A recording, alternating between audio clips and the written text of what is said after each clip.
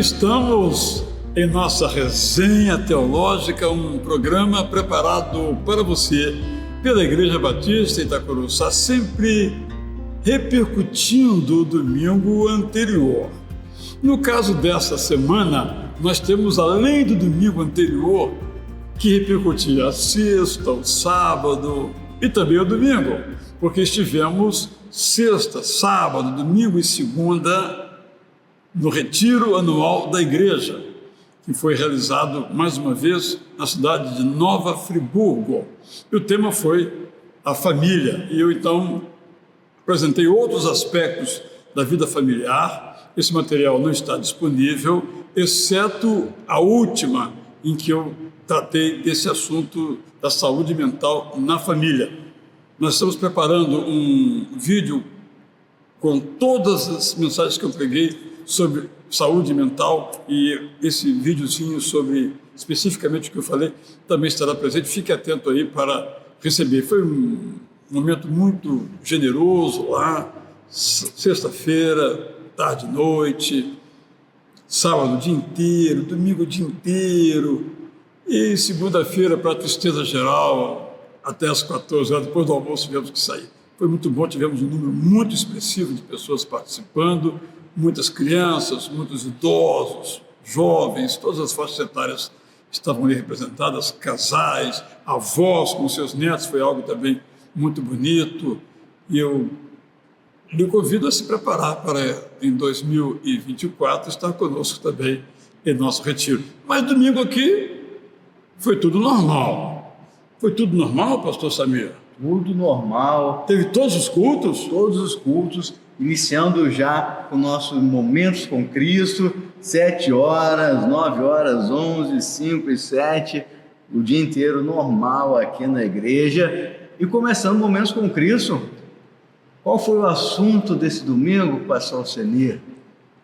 Eu falei sobre compaixão, né, Samir e Israel, que até em função da semana que a gente viveu, quando aqueles palestinos que vieram lá da faixa de Gaza, aquela região ali de conflito, foram acolhidos aqui pelos batistas brasileiros, e aí eu via a importância de nós nos sensibilizarmos com os necessitados. E o ministério de Jesus e a história de Jesus mostra isso muito claramente, né? Então, eu peguei ali a multiplicação dos pães. É interessante que em Mateus você tem no capítulo 14 a primeira multiplicação e no capítulo 15 a segunda.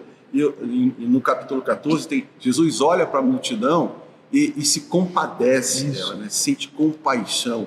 E você tem ali nesse episódio e em tantos outros, o cego de Jericó, Senhor, filho de Davi, tem compaixão de mim. Aquela mulher cananeia, né, chegando lá, Senhor, tem compaixão de mim. E Jesus não nega isso, né? Jesus está sensível. E aí, quando você percebe que nós, como batistas, né, estamos também, né, cumprindo com esse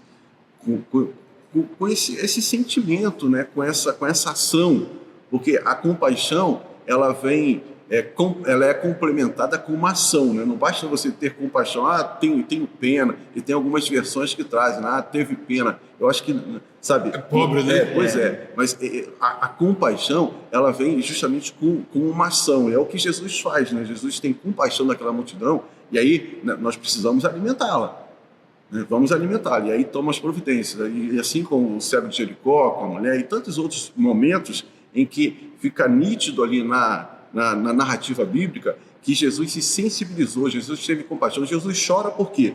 Porque ele tem compaixão das pessoas que estão sofrendo. Os dois momentos que Jesus chora ali na Bíblia, que é com relação à cidade de Jerusalém e ali no enterro de Lázaro, fica claro isso. Jesus não está indiferente ao sofrimento, e eu fico muito satisfeito, né, e muito contente de participar de uma denominação que está agindo, que está demonstrando isso em vários aspectos. Você tem, a gente fala muito de missões nacionais, mas de missões mundiais também, com vários projetos, né, com pessoas distantes.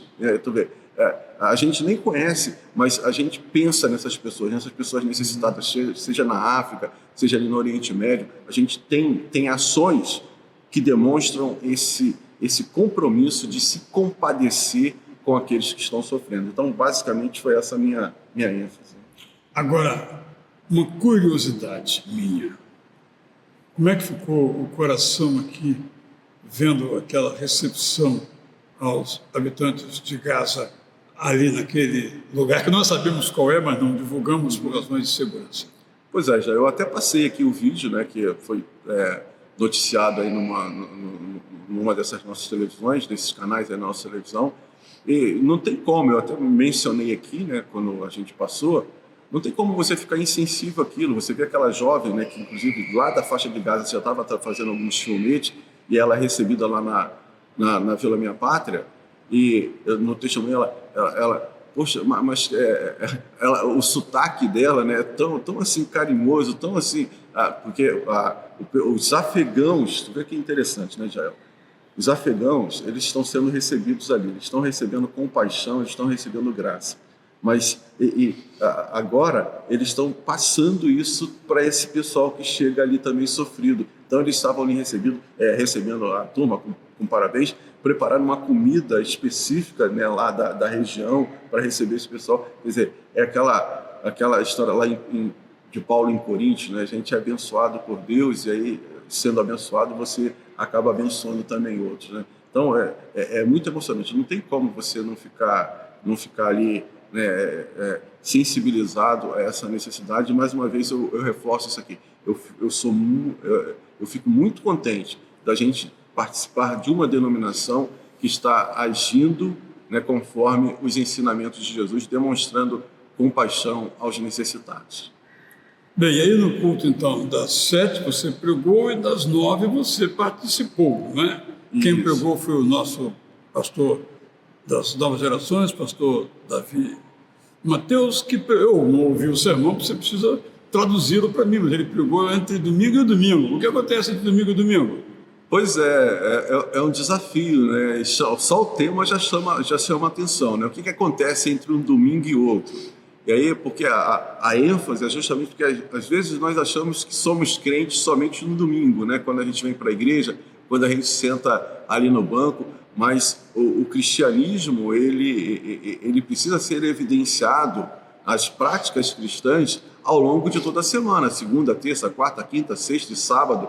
E foi a ênfase foi muito bacana, né, porque, né, pelo menos nos leva a uma reflexão para saber que tipo de crente nós estamos sendo, né, durante a semana. Inclusive, até acaba se unindo nessa questão do tema da compaixão e de como nós vivemos esse cristianismo durante a semana. Porque é fácil, né, Israel? Domingo, a gente vestir aquela roupa de crente, botar a Bíblia debaixo do braço e vir para E hoje nem mais, é no celular, né? Fica no bolso, né? Mas sabe, Alcinio, nós pensamos sobre isso, você também pensa sobre isso aí, né? Na sua casa, na sua vida. Temos 2 aspectos aí, né? Um aspecto é a nossa agenda. Quando a gente abre a agenda da gente, né? Sabe, o que está dito ali? E a agenda não mente, né? Então, eu acho que eu e você, nós temos que olhar a nossa agenda. O que ela diz que nós estamos fazendo? Esse é um aspecto, né? E outro aspecto é quem é que controla o nosso coração? Como é que nós reagimos? Porque tem muito a ver ser cristão com reação, no sentido de como eu reajo à tentação, como eu reajo à provocação, como eu reajo a um estilo de vida. A um estilo de vida. Apenas em tom de brincadeira, né? Se todo mundo faz maquiagem, eu também faço.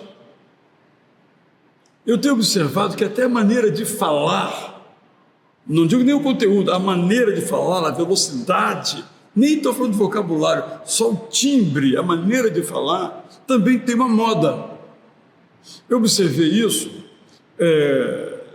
voltando ao Espírito Santo, que não falava, na minha concepção, quando eu morava lá, do modo como hoje fala. Há uma influência, e o modo de falar, a velocidade, o timbre da voz, a modulação da voz, acaba se amoldando ao modo como todo mundo fala. Vamos pegar a juventude, hoje. Toda ela fala correndo. O que está falando? Porque todo mundo corre. Isso, e não só fala correndo, como faz tudo correndo e gosta de ver correndo, até uma questão de status. Como você está? Estou na correria. Talvez não fez nada aquele dia, mas está na correria, porque é questão de status, essa ocupolatria, né? Eu preciso estar ocupado, eu preciso estar fazendo, eu preciso estar na correria, e a vida vai de uma correria a outra, e nessa correria muitas vezes não tem o tempo com Deus, Deus não entra nessa agenda, e às vezes a correria está no celular o dia inteiro, fazendo outras coisas, mas essa questão de estar ocupado, mas idolatria pelo agora, de estar ocupado agora, estou fazendo alguma coisa. Você sabe que um dos perfis fixos do WhatsApp ou alguma outra é: estou ocupado. E muita gente, quando você entra no nome dele, está lá: estou ocupado. 24 horas ocupado. Será? Há controvérsias, né? Então, acho que isso é um ponto muito importante dessa parada, né? A serenidade, essa busca, né? Isso é interessante. E às 11 horas, quem foi que pregou? Foi o nosso querido pastor José Maurício, né? E ele explorou a ideia em Jeremias, né? De que a gente nunca pode desistir, né? Há muitas forças que nos levam a desistir. E foi interessante que lá no retiro, na segunda-feira, eu falei sobre o que eu aprendi em casa. Aí eu disse que uma das coisas que eu aprendi em casa foi ousar. E a gente só ousa quando a gente acredita na gente mesmo. Então, destaquei esse aspecto. Aí, qual versículo vocês citam?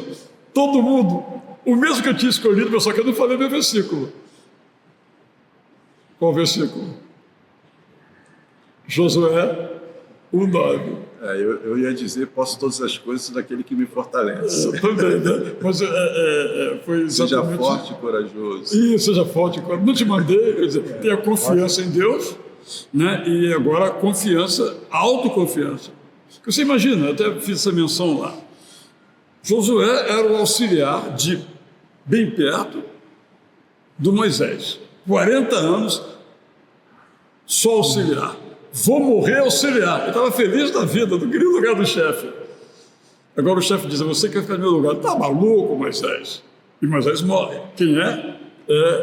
Aí ele disse: não é para mim isso. O Deus Eterno não veio a ele porque achou bonito, veio a ele porque ele estava na crise, né? Como eu agora. Eu comparado com Josué, nem tem comparação. Eu não vou ser capaz de conduzir esse povo. Eu não mandei você ir. Não mandei você comandar. Confiança em Deus. Então, agora, ser forte, ser corajoso e... Esse sentimento de que Deus está conosco, né, Israel? Ele nos impulsiona a realizar. Porque você não fica mais olhando para a força do seu braço, né? Então, eu acho que isso aconteceu com Moisés, né, em vários momentos. Se o senhor for comigo, eu vou. Se o senhor não vai comigo, eu não vou. Porque é justamente essa dependência, né, de Deus.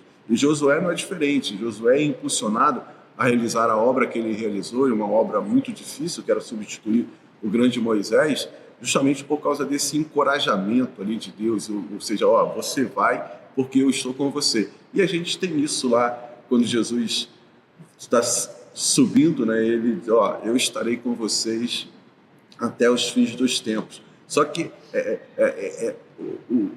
o saber que Deus está conosco e você viver isso também não é muito fácil.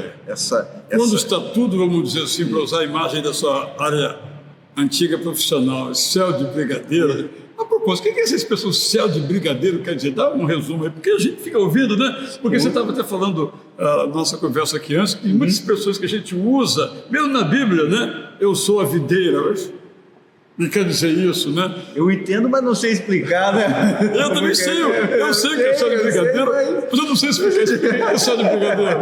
Porque quando uma aeronave vai levantar voo, Israel, e Samir, é feito todo um levantamento meteorológico, né, para saber como é que está, como é que é a região do voo, como é que estão as nuvens e tal. Então, quando se fala céu de brigadeiro, é que não tem nuvem, tá sky clear, né? Então tá limpo o céu, ou seja, é um voo tranquilo. Já ao contrário, não, tem turbulência, tem nuvens, tem cúmulos nimbos, tem cirros, tem estratos, então tem vários tipos de nuvem, então você já sabe que aquele voo vai ser meio turbulento, você vai ter que passar por nuvens, vai ter sacudidela, então vai ser... Então, quando a gente fala céu de brigadeiro, o brigadeiro só voa quando tá tranquilo, se tiver, tem um cúmulo de nimbos lá, então o brigadeiro vai ficar no solo, né? Não vai encarar essa turbulência. Deixa lá pro capitão. Deixa pro mais novinho. Interessante. São expressões que a gente vai usando no dia a dia, que acabam incorporando, mas o que quer dizer mesmo, né? Na Bíblia tem expressões assim? Além dessa aí, dessa ideia aí, por exemplo, né? 144 mil foram aqueles que tiveram as suas roupas lavadas no sangue do Cordeiro. Será que as pessoas sabem o que isso significa? A gente sabe, mas não sabe explicar. Essa questão a gente entende, mas se alguém que não conhece ou que não conhece a Bíblia de uma explicação, muitas vezes a gente não sabe explicar. Existem muitas metáforas que a gente até entende, mas não sabe explicar, até porque nós ficamos muito distante do tempo, da língua, e às vezes a gente também não se aprofunda no texto, né? O pastor Zé Maurício, estou até abrindo aqui o texto bíblico, né? Ele pregou em Jeremias capítulo 18, né? E esse é o capítulo que fala de alguns aspectos muito interessantes, citando a casa do oleiro. Será que as pessoas entendem o que Jeremias está falando do oleiro, da olaria? Será que eles entendem que no fundo é uma metáfora? Vasos de barro. Vaso de barro, né? Quem é esse vaso de barro? Quem é o oleiro? E o vaso de barro se estraga e aí tem que ser reformado, tem que ser trabalhado novamente. Então, todos os aspectos o pastor Zé Maurício tratou e foi muito interessante. A gente sempre aprende, né, Israel? O texto que a gente já leu, você já conhece, mas sempre quando você ouve uma pregação, você ouve uma leitura nova do texto e tal, alguma coisa acaba se destacando, e essa questão dessa dependência do oleiro, né? Nós somos ali aí a gente precisa da interpretação, né? Eu sou esse vaso de barro, né? Então, e aí Deus trabalhando nas nossas vidas né? Eu aprendi um pouco sobre isso, Samir, uma vez, num dos passeios da igreja. Nós fomos a um lugar, em Minas Gerais, e nós visitamos um lugar onde se preparam os copos, enfim, os talheres de vidro.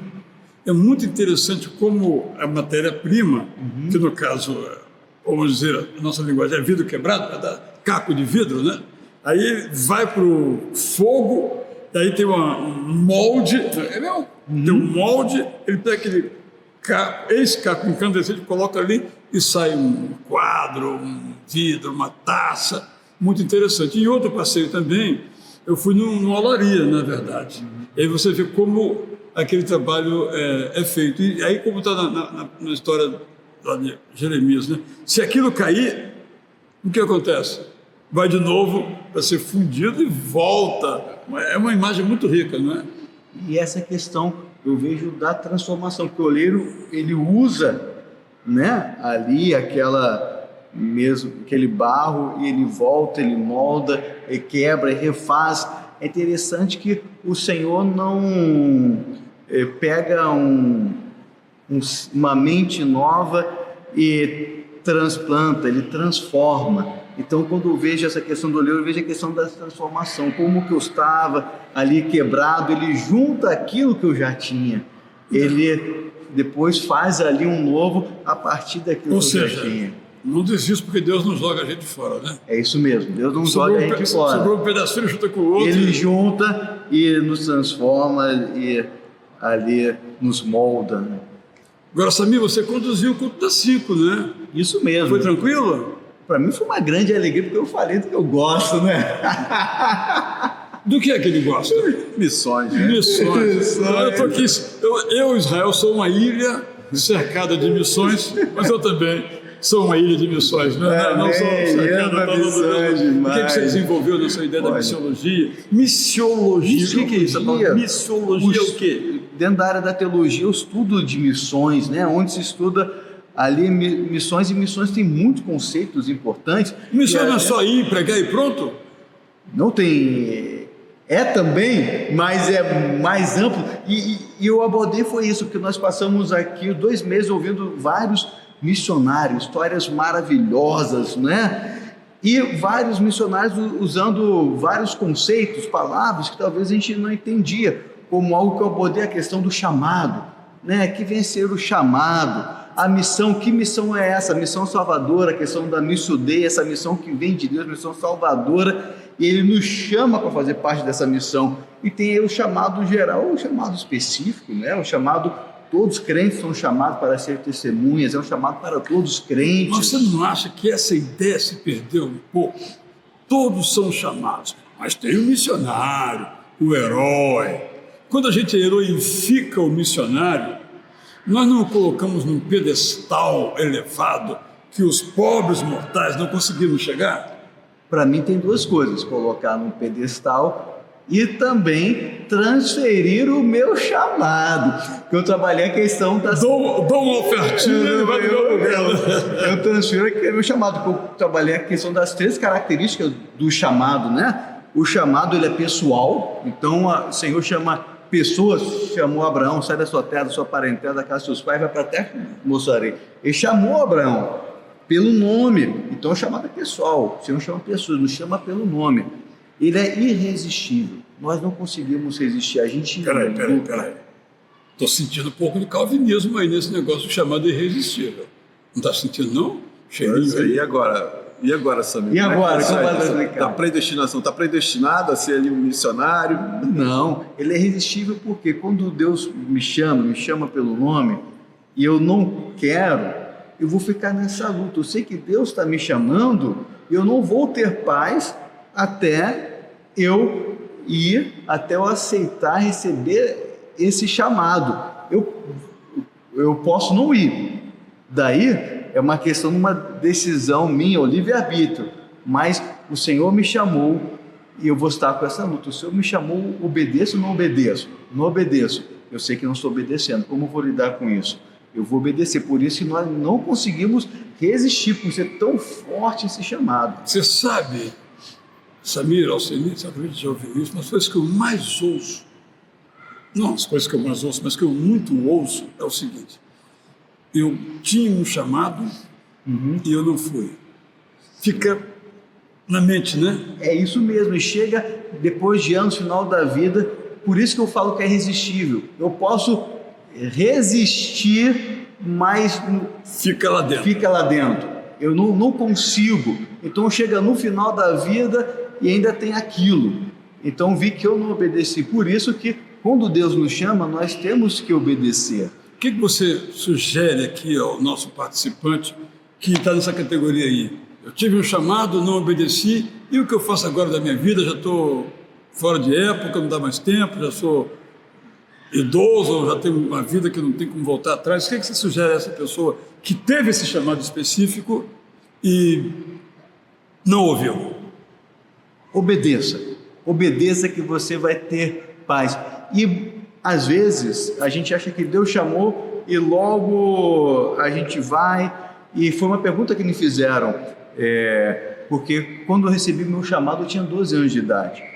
E eu fui para o campo missionário com 30 anos de idade.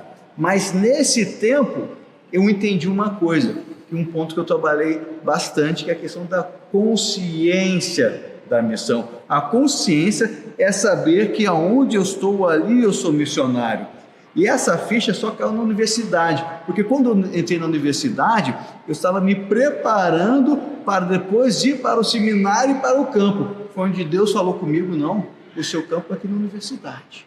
O seu campo é aqui. Quando eu tive essa consciência, eu não resisti. Falei, aqui na universidade é meu campo. Então eu tive essa consciência, eu não resisti. Eu sou missionário na universidade, e preciso ter essa consciência da missão. Agora, Alceni, claro que nós concordamos completamente com o que o Samir disse. Mas eu, às vezes, observo que algumas pessoas que têm esse chamado, que também é específico para atuar na universidade, na escola, no hospital, em casa, como pai, como mãe, etc., às vezes essa vocação vai se perdendo para usar a sua expressão, a correria da vida. Isso. E as pessoas passam a viver sem a perspectiva, a consciência da realização desse chamado. Você também tem observado isso na sua vida como pastor? Sim, eu acho que em termos gerais, né, Jael, até nessa questão mesmo da nossa consciência do dever cristão, né, de como nós nos comportarmos, o exemplo que devemos dar como cristãos, às vezes se perde em função da questão secular, né, do secularismo que tem tomado conta aí da nossa sociedade, e você vai se deixando levar. São muitas as distrações para o cumprimento da missão. E se a gente não tiver atento, não tiver isso no radar, né, eu costumo usar muito essa imagem, né, do radar, você tem que manter aquilo no radar, senão você se perde. Samir falou da questão do chamado, e até o tempo de você ver isso se cumprindo. Moisés, ele é chamado e ele passa 40 anos no deserto, né, sendo preparado, sendo moldado para enfrentar ali. E talvez esqueceu, né? Pois é, e ali com certeza. Teve que aparecer a sarça ardendo lá para dizer: opa, sou chamado. Isso. O negócio é Egito, não, isso aí é muito difícil. Mas isso é uma realidade boa, então jocosa. Mas eu queria fazer uma pergunta a você. Você acha que os projetos missionários, vamos citar aqui os da nossa igreja, particularmente quando nós vamos a algum lugar, período curto, 4 dias, 5 dias, você acha que na vida desses chamados e que por alguma razão não cumpriram, esse projeto ajuda a dar um vigor novo à fé que essas pessoas têm em Jesus como Salvador e a sua missão no mundo? Pois é, já é interessante essa pergunta, né? Porque a gente viveu uma experiência muito interessante nessa última viagem que nós tivemos à Amazônia.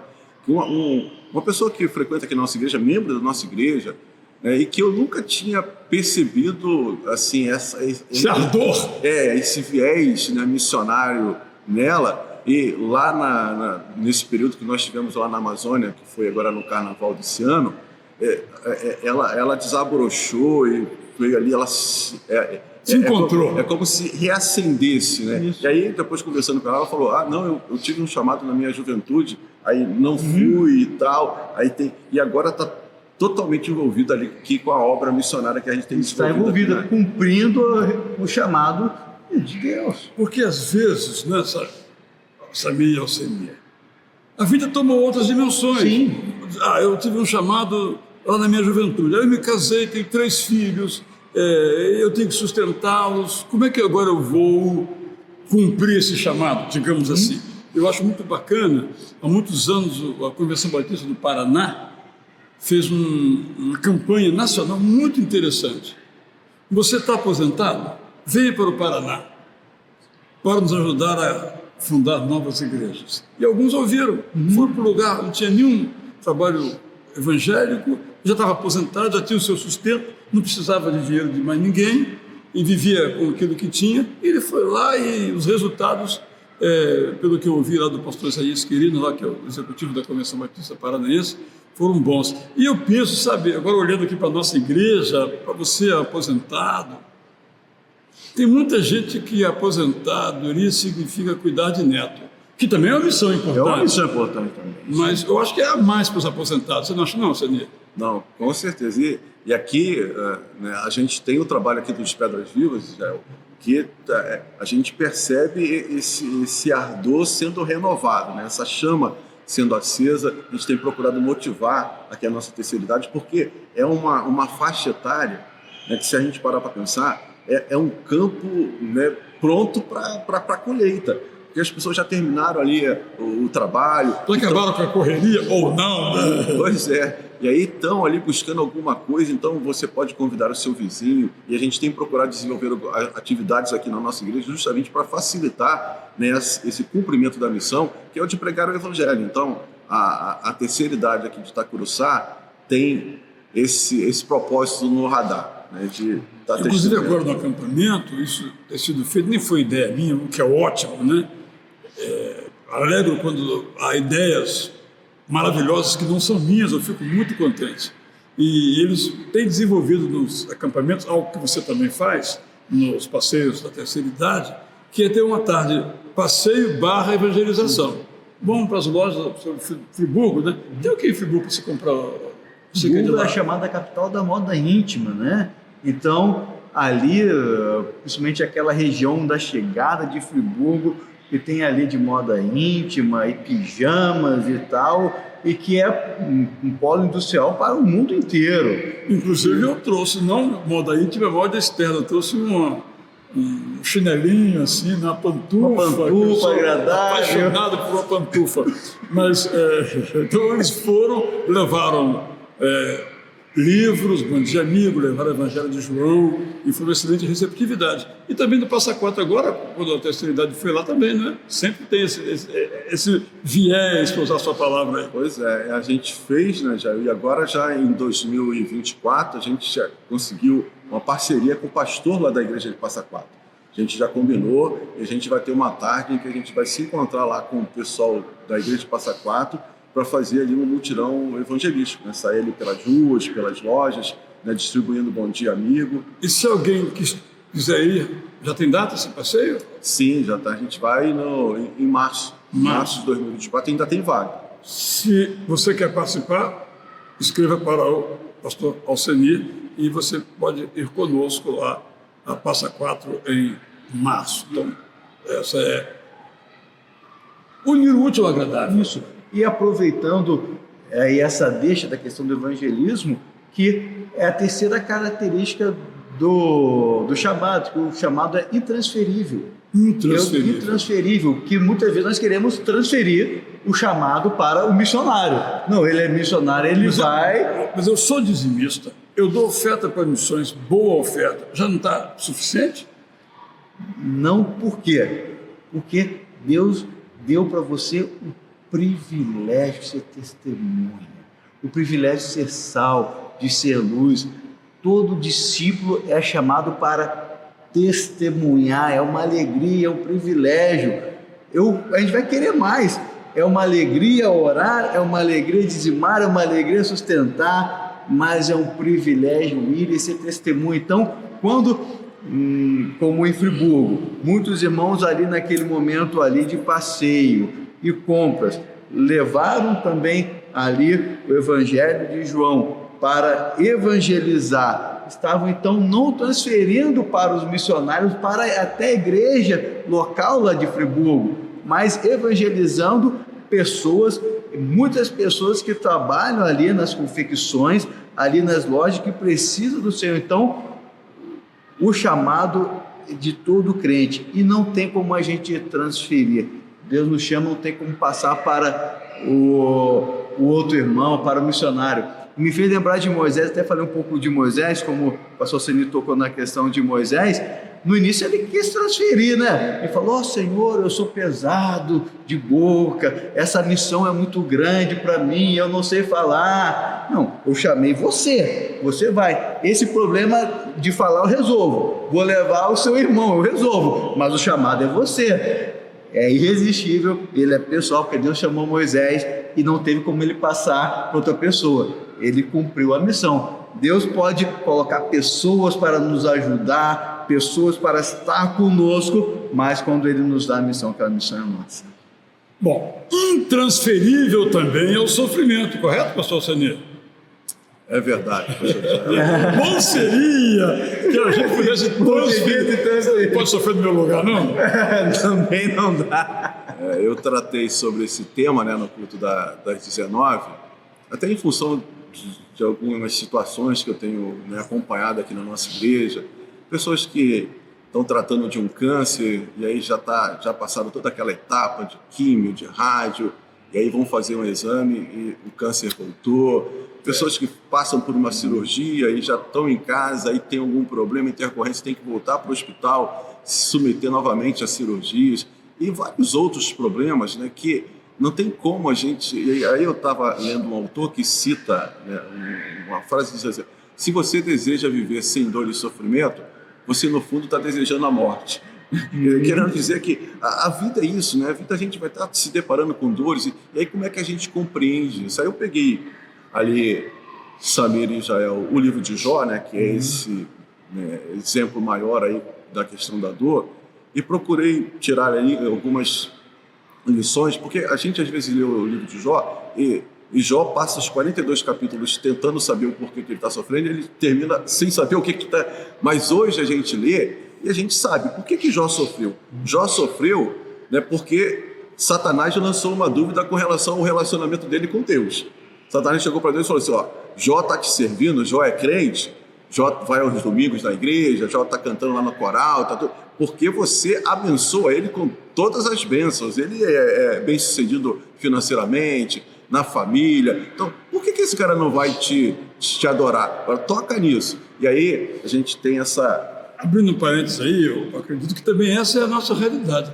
Quantas pessoas que a gente conhece, que, aspas, iam bem na fé, participavam de tudo na igreja, e aí enfrenta um revés, uma dificuldade, uma dor, e diz: não vale a pena crer. Mas Jó nunca diz isso, né? Pois é, Jó acaba sendo submetido a 2 testes, né, Israel e Samir, e ele passa com louvor, digamos assim. No primeiro, né, quando ele perde a família, perde os bens, ele vai dizer ali, né, o Senhor o deu, o Senhor levou, louvado seja o nome do Senhor. Depois, quando Satanás, né, volta numa segunda vez, não, tudo bem, mas toca na pele dele, né, toca na saúde dele. Né, o Samir está aí enfrentando, né, uns problemas de saúde. Não é na pele, debaixo da pele. Pois é. E aí, para tu ver como é que ele não vai te amaldiçoar. E Jó, novamente, ele consegue passar. A mulher dele tem uma atitude que eu até mencionei aqui, que é normal. A gente não pode querer apontar o dedo para a mulher de Jó quando ela fala: amaldiçoa o seu Deus, porque ela perdeu o filho, ela perdeu ali também os bens materiais, estava vendo o seu esposo ali definhando, e aí ela tem essa reação que é uma reação natural. Abandona o seu Deus, né? Amaldiçoa ele e morre. E Jó disse: não, a gente recebeu bênçãos, por que agora a gente não vai receber também as dificuldades? Então, já fica claro ali esse motivo pelo sofrimento de Jó, esse principal motivo. Só que depois você percebe que existem motivos secundários, né?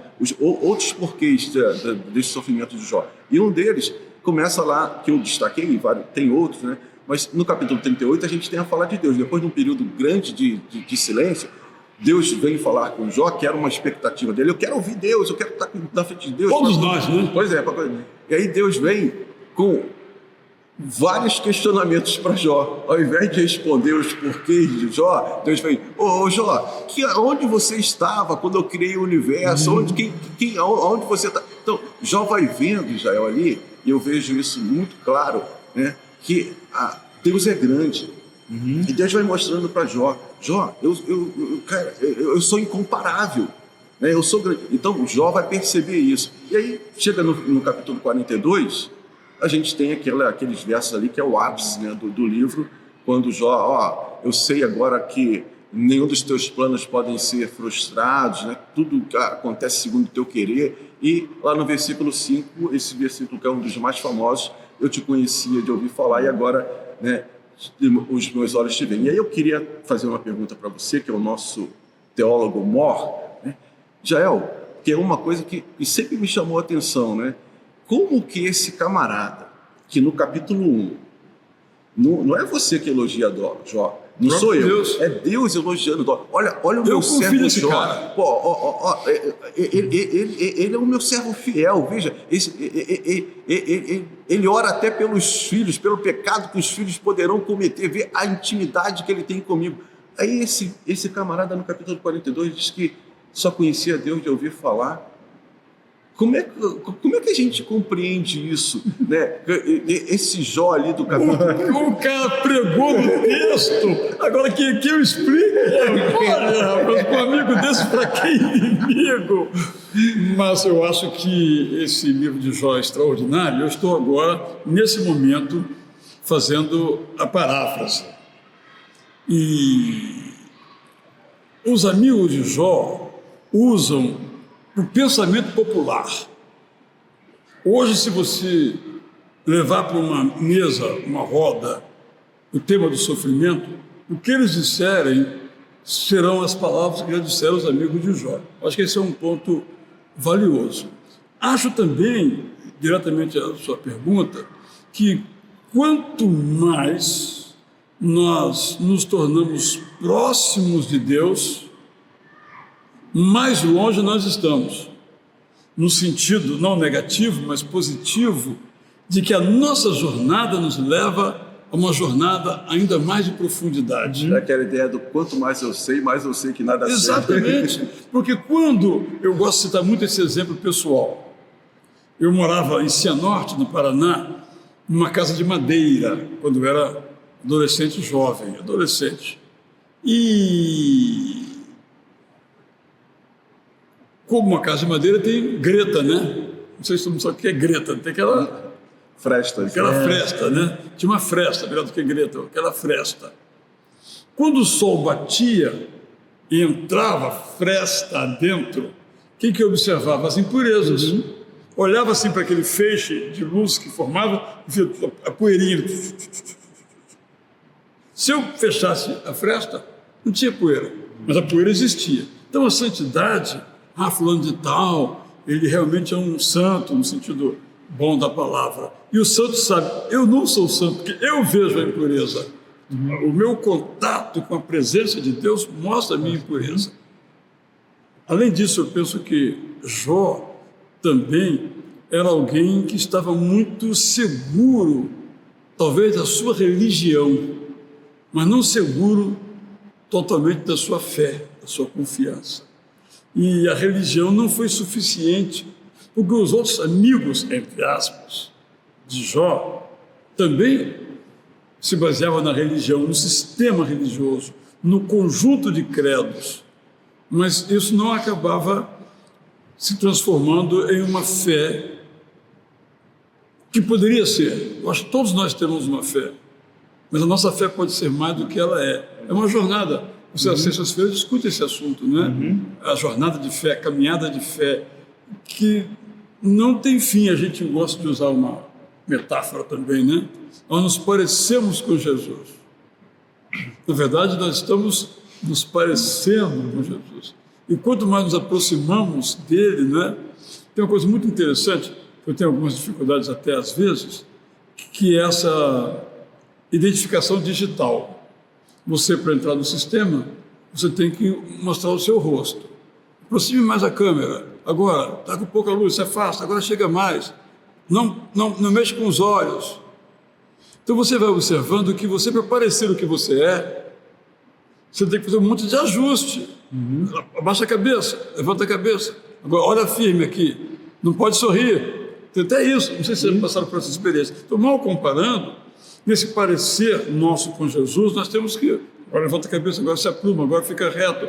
É uma jornada. Nós nunca temos o olhar, o rosto, a testa, a bochecha perfeita de Jesus. Estamos, para usar uma linguagem moderninha, harmonizando a nossa face. Harmonizando isso. Eu usei uma imagem, Jael, que eu acho que retrata muito essa questão. Pelo menos eu pensei, quando eu estava lendo quando me deparei com esse ponto, né, do 42, desse conhecimento de Deus, eu não sei se você se lembra de uma aeronave russa que veio aqui para o Brasil, passou um tempo, o Antonov. Era o maior avião do mundo, né? E quando a gente estava acompanhando lá na torre, ele no radar, era aquele pontinho, né? Ó, O Alcenir trabalhou em controle de voo na aeronáutica, por isso essa intimidade com o Antonov. aí era aquele pontinho, ó, o avião tá chegando aí, aquele pontinho, coisa e tal. Aí ele pousou lá no Galeão. Aí o pessoal foi ver, né? O maior avião do mundo. Aí tu chega lá, é aquela imensidão, né? A gente ali próximo, né? Pertinho, ele é grande. Mas lá no radar, ele estava pequenininho. Então, acho que o nosso relacionamento com Deus tem muito disso, né? Às vezes, quanto mais nós estamos próximos de Deus, a gente vai vendo essa grandiosidade. E eu vejo que isso aconteceu com Jó. Apesar de Jó ter sido elogiado por Deus ali, ele ainda tinha muito, e todos nós, ele ainda está na superficialidade, na superfície desse relacionamento com Deus, e ele teve a oportunidade, ao longo de todo o seu sofrimento, de se aprofundar, de mergulhar mais nesse conhecimento. Isso. Agora, antes de você falar, eu tenho uma pergunta para você. Seus amigos vêm perturbam a sua vida, quase fazem você desistir de Deus, mostram que você não vale absolutamente nada. Você oraria por eles? Olha, Israel, sinceramente, não. E você oraria pelos seus amigos que perturbaram você? Essa é a pergunta. Até porque eles fizeram muito mal para Jó, Nossa. né? Porque Jó estava numa expectativa assim, de ter ali uma palavra de alento, ou pelo menos que eles ficassem em silêncio, né? Porque enquanto eles ficaram em silêncio, tudo bem. Agora, a partir do momento que eles começaram a falar, eles vieram com aquela questão da teologia, né, Israel? Qual era a teologia da época? O cara está sofrendo é porque ele está pecando. E aí, quem pecou? Ele ou seus pais? A pergunta, né? E é um cuidado, né, que a gente precisa ter, porque às vezes aquela verdade daqueles amigos posta naquele momento não estava trazendo nenhum benefício para Jó. Aquele que estava sofrendo. Eles foram ali para levar um alívio para o amigo, mas na realidade, por causa desse afã de ser ortodoxo, né, não, é isso, eles acabaram fazendo mal, né, e muito mal. Né, é verdade. E falando a respeito de Jó e do sofrimento, algo que eu tenho passado, até que o pastor Alceni falou... Vamos ver por essa culpa, tá? Isso, depois... Alguma coisa escondida tem. Mas, assim, essa questão que eu tenho uma doença renal e algo muito pessoal que essa doença me curou. A doença me curou. Deus, através dessa doença, me curou da minha autossuficiência. Porque antes dessa doença renal, eu era autossuficiente. Eu planejava, eu vou fazer. Eu marcava, está marcado. Eu consigo fazer, pode deixar comigo, isso aqui eu faço. Deixa comigo, eu faço, eu resolvo. Mas nessa doença eu vi que eu não sou autossuficiente. Só faço se Deus quiser. Eu sou dependente, eu não sou independente, porque eu lembro até quando fui convidado aqui para pregar, sermão pronto, pastor, está pronto, está tudo legal, está jóia, estou pronto, vou pregar, tá... Chegou no dia, eu não consegui. Eu era autossuficiente e Deus me curou disso. Da mesma forma como também os amigos de Jó, passar a ter mais empatia com as pessoas, com a dor do outro, porque nós temos explicação para tudo, ainda mais que é da área de saúde, isso aqui é isso, aquilo, outro, mas a dor que a pessoa sente, né? Poder ter empatia com aquela dor, porque quando você tem uma dor que te debilita, que você não consegue fazer nada, essa noite mesmo consegui dormir só 1 hora devido à dor tão grande, eu consigo entender aquela pessoa que não está conseguindo sair de uma situação de depressão sozinho, sai daquela situação, sai daquela dor, mas ela não consegue, porque a dor debilita tão forte, então a gente consegue ter mais empatia, e muitas vezes dores são usadas nas mãos de Deus para nos curar, e eu creio que assim foi com Jó. Ele foi curado de tantas coisas que quando ele chegou agora, antes eu consegui ouvir falar, agora com meus olhos te vi, através desse tempo de dor, ele conheceu Deus. E nas minhas crises, né, as crises renais, tantas vezes eu falo, Senhor, só tenho o Senhor, o remédio não dá jeito, a morfina não dá jeito, eu só tenho o Senhor, só o Senhor pode dar jeito. Então, onde eu estou totalmente nas mãos de Deus, onde eu não tenho mais nada. Então, nesse tempo de dor, eu creio que assim, com Jó, a minha dor nem se compara, claro, a dor de Jó, mas a gente consegue ver Deus mais de perto. Eu penso que isso nos coloca naquela palavra que você disse, né? Do conforto. Quero ler então aqui, na versão Prazer da Palavra, ainda em preparo, 2 Coríntios 1, 3, 7, os dois citaram, em que Paulo diz assim: começo por exaltar o Deus eterno, Pai de nosso Salvador Jesus Cristo e fonte do vigor e da força que precisamos para viver. O Deus eterno nos conforta quando estamos aflitos. Ao agir assim conosco, Ele nos capacita a fortalecer os outros com a mesma intensidade com que nos fortaleceu. Como aconteceu com Cristo, temos sido grandemente abençoados pelas aflições pelas quais passamos, como você disse. Por isso podemos abençoar outras pessoas. E Paulo diz: eu não sou diferente de vocês, também passo por aflições. Na medida em que sou fortalecido, eu fortaleço. Nesse processo, vocês crescem e desenvolvem a paciência necessária para suportar suas próprias aflições. Sei disso por experiência própria. Minha firme expectativa é que vocês estejam experimentando não apenas as aflições, mas também as bênçãos do conforto. Espero que isso seja real também para você. Amém. E esperamos você conosco aí em nossa resenha, em nosso próximo domingo ou em demais atividades da igreja. Graça e paz para você.